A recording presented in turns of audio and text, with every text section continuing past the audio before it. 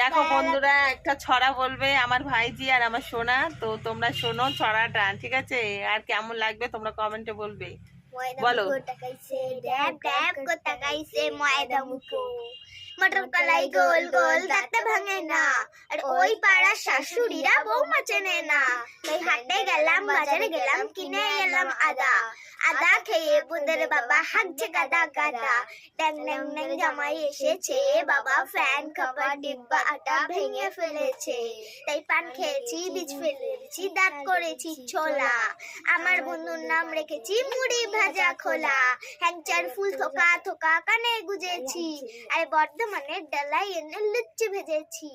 এ বেশি টাকাস না, বিদ্যুৎ কেন মরাবি। পিরিতি কাঠালে রাতা লাগলে পরে ছাড়ে না, জেনে শুনে কর দা পিরিতি রে। দেখো কেমন হয়েছে সবাই।